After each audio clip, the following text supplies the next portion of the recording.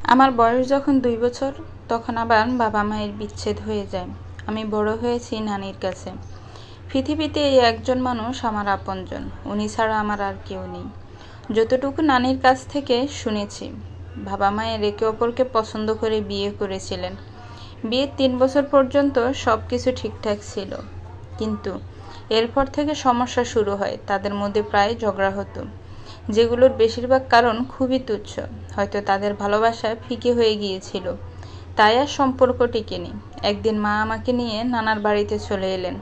আমার নানা মারা গেছেন অনেক আগে, ওনাকে আমি দেখিনি।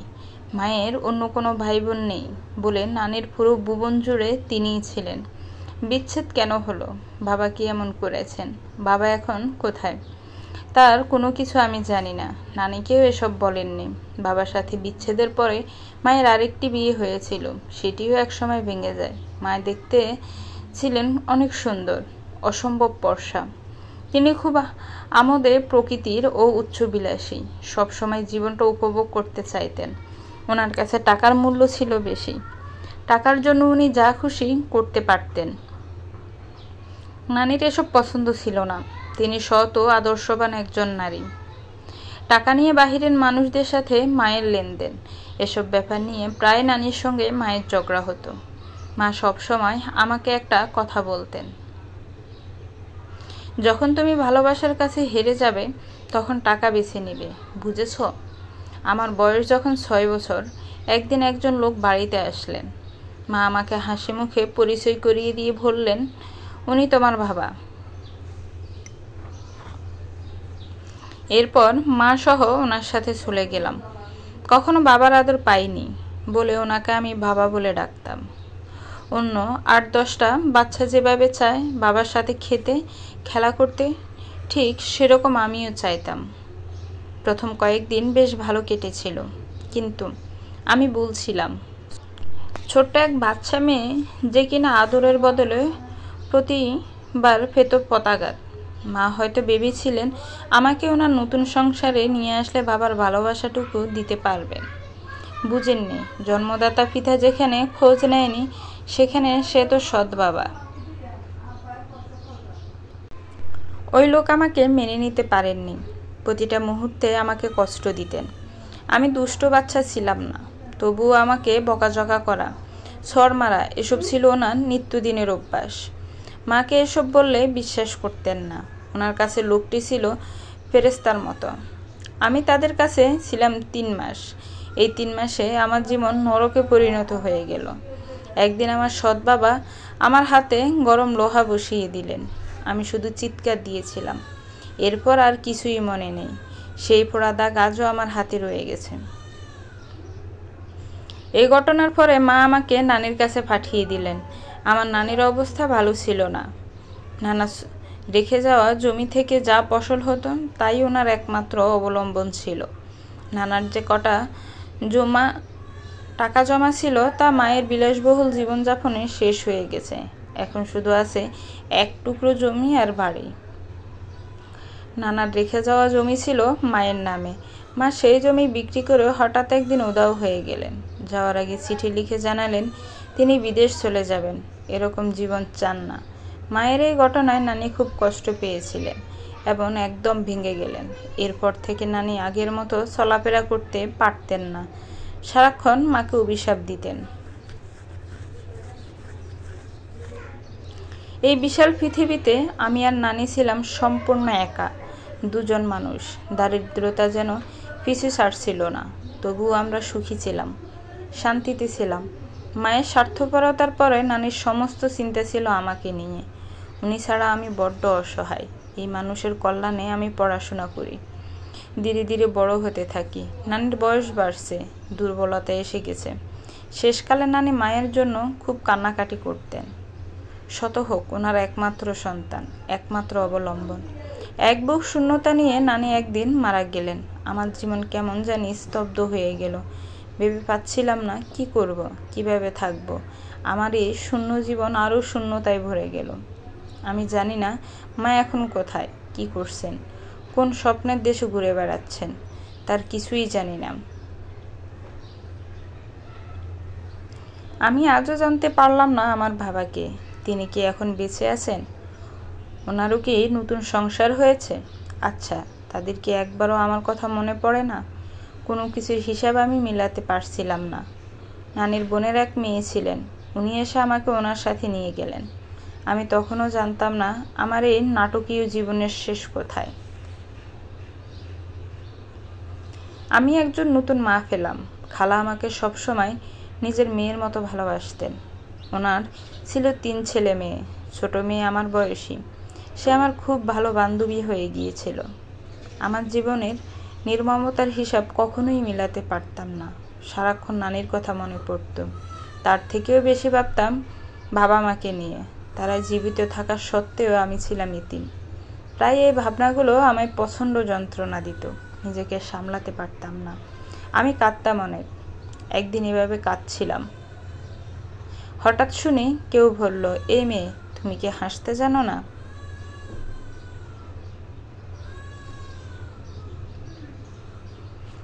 ঘুরে তাকিয়ে দেখলাম খালার বড় ছেলে। ব্যাস, এখন থেকে আমার জীবন বদলে গেল।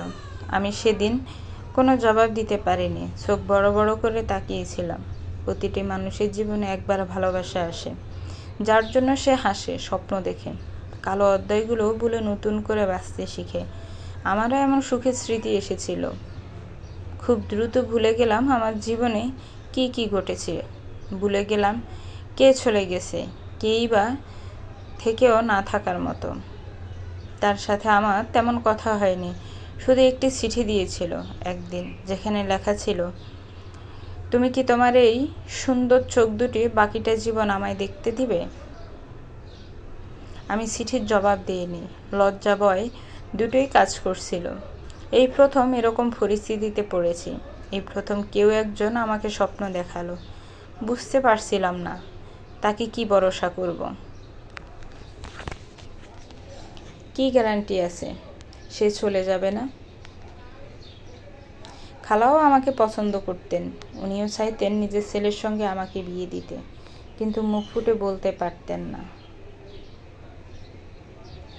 ওনার ভয় ছিল, যদি আমি রাজি না হই, আমার অমতে তিনি আমার জন্য কিছু করবেন না। আমিও কিছু বলতে পারিনি। আমার জীবনে যারা ছিল তারাই হারিয়ে গেছে। নতুন করে এখন আর কিছু হারালে সহ্য করতে পারবো না। হঠাৎ একদিন হারিয়ে যাওয়া একজন মানুষকে আমি খুঁজে পেলাম। তিনি আমার বাবা। জানি না কোথা থেকে আমার ঠিকানা পেয়েছেন। তাকে দেখে বিশ্বাস করতে পারিনি। খুব অবাক হয়েছিলাম সেদিন। এই মানুষটি আমার বাবা। তিনি জানালেন আমাকে নিতে এসেছেন। বুঝতে পারছি না কি করব। এই লোককে আমি কি বলে ডাকবো, যাকে কখনো দেখিনি? তাকে হুট করে কিভাবে বাবা বলে ডাকবো? আমার মনে তখন হাজারটা প্রশ্ন। অনেক কিছু জিজ্ঞেস করতে চেয়েও পারিনি। কেমন জানি ঘোরের মধ্যে ছিলাম। খালার কথা শুনে বিশ্বাস করলাম ইনিই আমার বাবা। এত বছর খবর না নেওয়ার জন্য উনি এখন অনুতপ্ত। বাবা সেদিন হাউমাউ করে কেঁদেছিলেন। বারবার বলেছিলেন, মারে, আমি অন্যায় করেছি, আমাকে মাফ করে দে, আমার সাথে চল মা, তোকে আর কষ্ট করতে হবে না।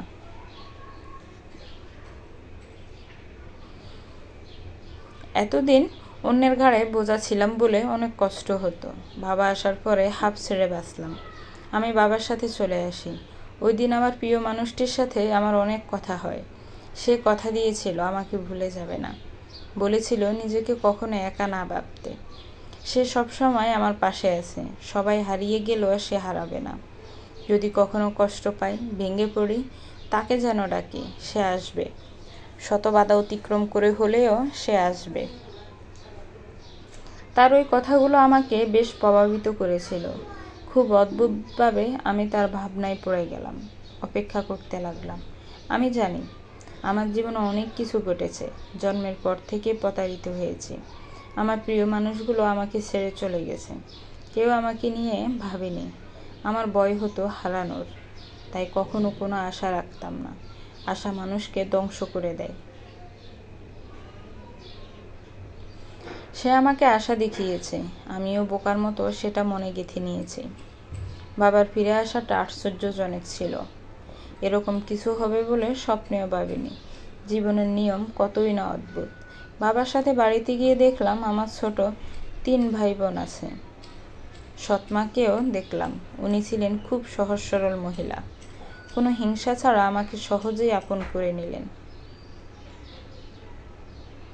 আমার মনে হতো ইনিই যেন আমার আপন মা। আমি একা বড় হয়েছি, তাই জানতাম একাকিত্বের অভিশাপ। নিজেকে মানিয়ে নিলাম। আমার ভাই বোনদের সাথে দিনগুলো খুব চমৎকার কাটছিল, কিন্তু সময়ের সাথে বুঝতে পারলাম আমার বাবা মোটেও কোনো ভালো মানুষ নন। সংসার চলত আমার সৎ মায়ের ব্যবসার টাকা দিয়ে। ওনার বাবার বাড়ি থেকে এই ব্যবসা দাঁড়িয়েছে। যা আয় হতো সংসারের জন্য তা যথেষ্ট ছিল।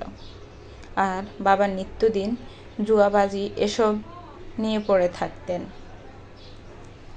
মা কিছু বললে ঝগড়া শুরু হতো, মাকে গালাগাল, এমনকি গায়েও হাত তুললেন। আমি বাধা দিলে আমার দিকেও তেড়ে আসতেন। মা খুব ধৈর্যশীল মহিলা ছিলেন। জিজ্ঞেস করতাম, কেন এই লোকের সংসার করছেন, কিভাবে সহ্য করেন? মা বুঝাতেন, এসব ওনার সয়ে গেছে। বাবার কাছে আমিও বন্দী হয়ে গেছি। কাকে বলবো, কার কাছে সাহায্য চাইব? সমাজ বিচার করলেও এখানে থাকতে হবে। কেউ নিজের পরিবারের বাহিরে যেতে পারে না। মানসিকভাবে যতই নির্যাতন করুক না কেন, তবুও পরিবারের সাথে থাকতে হবে। বাবার সাথে বাড়িতে আসার পরে খালার সঙ্গে আর দেখা হয়নি। বাবা যেতে দেননি। ওনাকেও আসতে বারণ করেছেন। এখানে আমি একদম একা হয়ে গেলাম। একদিন শুনি আমার বিয়ে ঠিক হয়ে গেছে। বাবা আমায় দরজা বন্ধ করে আটকে রাখলেন।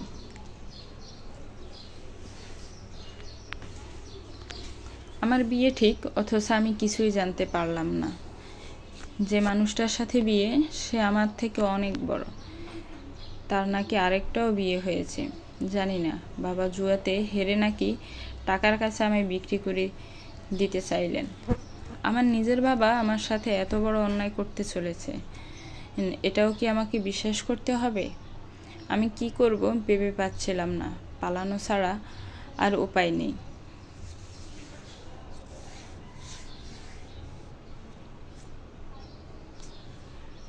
বুঝে গেছি আপনজনেরাই আমার সবচেয়ে বড় শত্রু।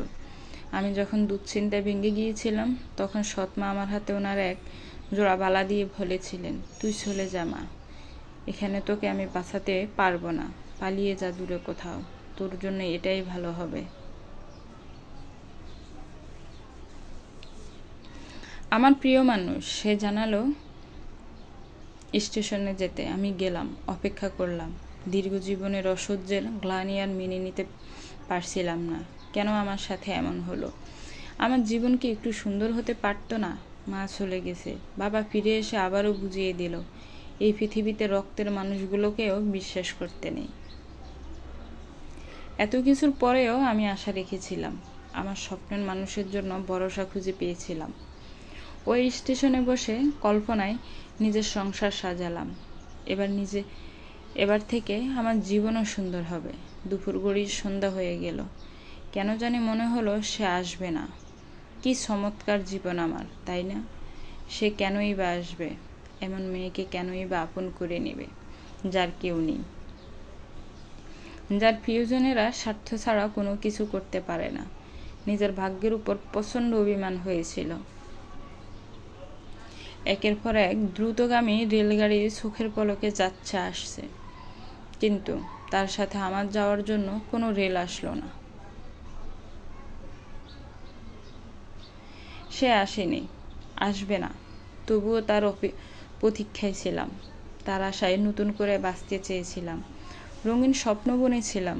আমার সব অতীত জেনেও সে আমায় স্বপ্ন দেখিয়েছিল। তবে কেন এমনটা করলো? সে কখনো আমার জীবনে না আসলেও হতো। সেদিন মনে হয়েছিল চলন্ত ট্রেনের নিচে নিজেকে শেষ করে দিই, কিন্তু এতে কি লাভ? জীবনের হিসাব না মিলিয়ে কেন পালাবো? আমি সিদ্ধান্ত নিলাম, বেঁচে থাকবো এবং আমার শেষটা দেখব। বাবা মা এমনকি নানির জন্য এতটা কষ্ট পায়নি যতটা কষ্ট পেয়েছি তার জন্য।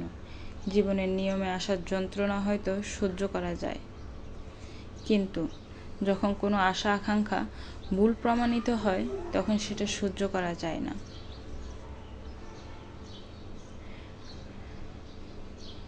বাবা আমাকে সেখান থেকে নিয়ে গেলেন। এমন নয় যে আমি ওনাকে ভয় পাই, কিন্তু আমার যে যাওয়ার জায়গা ছিল না।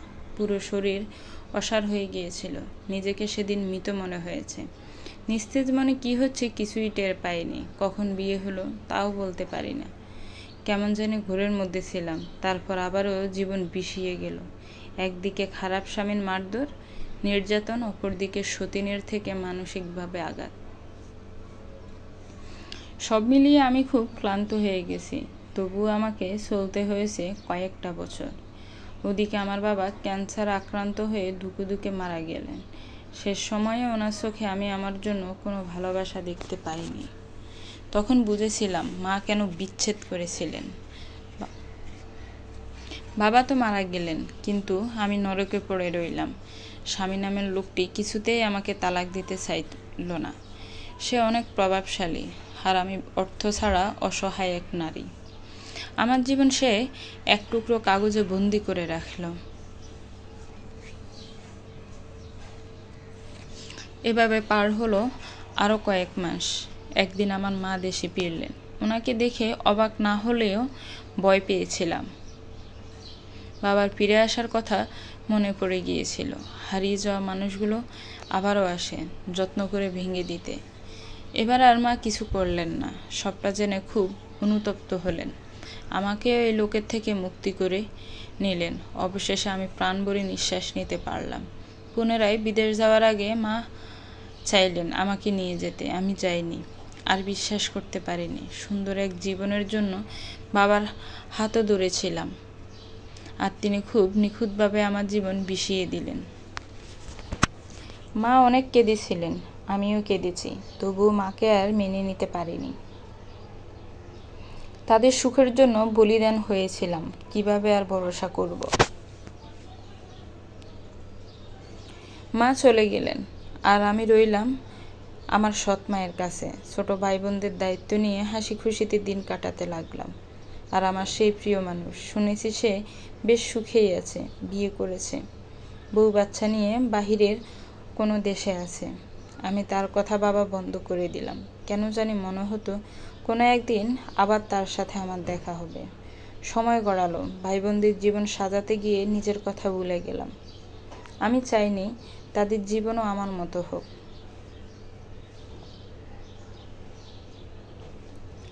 মাঝে মাঝে পুরনো দিনের কথা খুব মনে পড়তো। সেদিন যদি সে আসতো, তবে কি আজ আমার জীবন এমন হতো?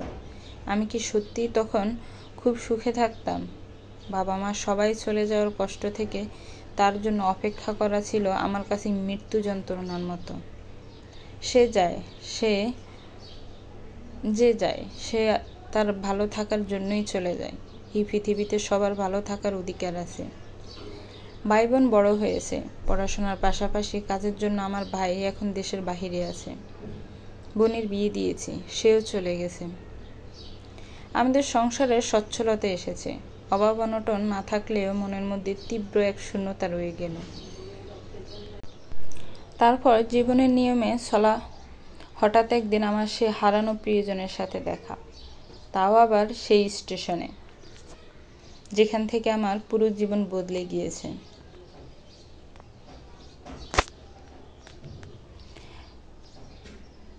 সে তার মাকে নিয়ে যাওয়ার জন্য দেশে এসেছিল। কিছুদিন পর আবার চলে যাবে। তার ব্যক্তিগত জীবনের অনেক গল্প করলো। ছবি দেখালো তার স্ত্রী সন্তানের। একটা ছবিতে দেখলাম তারা সবাই হাসি খুশিভাবে একে অপরের হাত ধরে আছে। কেন জানি তা দেখে আমার বুকের ভিতর দুমড়ে মুচড়ে যাচ্ছিল। এমন একটি সংসার আমারও হতে পারত। আমি তার প্রতি কোনো অভিযোগ করিনি। আমার সমস্ত অভিযোগ, অভিমান শুধু নিজেকে নিয়ে। তার গল্প শেষ হওয়ার পরে আমার খবর জানতে চেয়েছিল। আমি শুধু হাসলাম, কিছুই বলিনি। ব্যস্ততার বান দেখিয়ে চলে আসি। সে হয়তো পরে অন্য কারোর থেকে আমার সম্পর্কে জেনেছিল। সব জেনে নিজেকে নাকি ক্ষমা করতে পারছিল না। চলে যাওয়ার আগে আবারও দেখা করে। সেদিন তার মুখে ছিল অপরাধ বোধের চিহ্ন।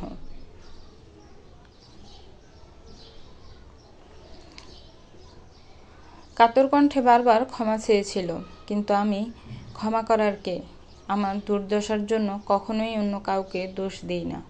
তবে হয়তো সেদিন সে আসলে আমার জীবন অনেক সুন্দর হতো, আমিও হয়তো স্বাভাবিকভাবে দিন পার করতে পারতাম। সে আসেনি, কেন আসেনি এই প্রশ্ন আর তাকে করা হলো না। জানতাম একদিন তার মুখোমুখি হতে হবে।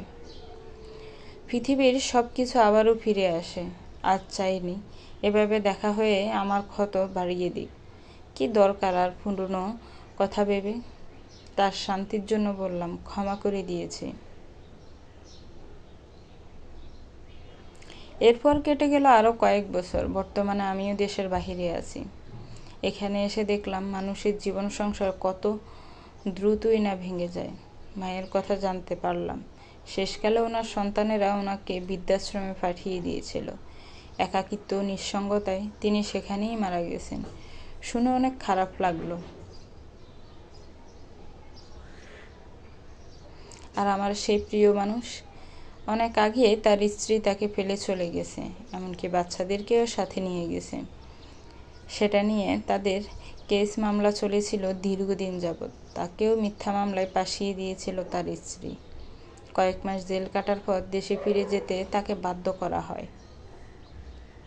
আর সন্তানদের বেলায় কোর্ট নির্দেশ, বাচ্চারা আপাতত তাদের মায়ের সাথে থাকবে এবং প্রাপ্তবয়স্ক হওয়ার পর তারা নিজেদের ব্যাপারে সিদ্ধান্ত নেবে। শুনেছি সে এখন দেশে একা থাকে।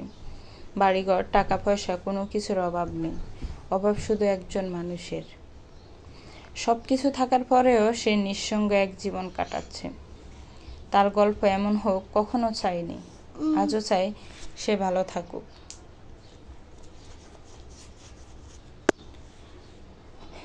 আমি এখানে পরিবারের সাথে আছি, বিয়ে করিনি। দেশে থাকাকালীন সময়ে বয়স বেড়েছিল, কেউ আসেনি আর স্বপ্ন দেখাতে। আমারও মন টানেনি। জীবনে আর কোনো চাওয়া পাওয়া নেই। ভাইয়ের সন্তানদেরকে নিজের সন্তানের মতো বড় করছি। ওরাই এখন আমার সব কিছু। বয়স বাড়ছে, শরীর দুর্বল হচ্ছে।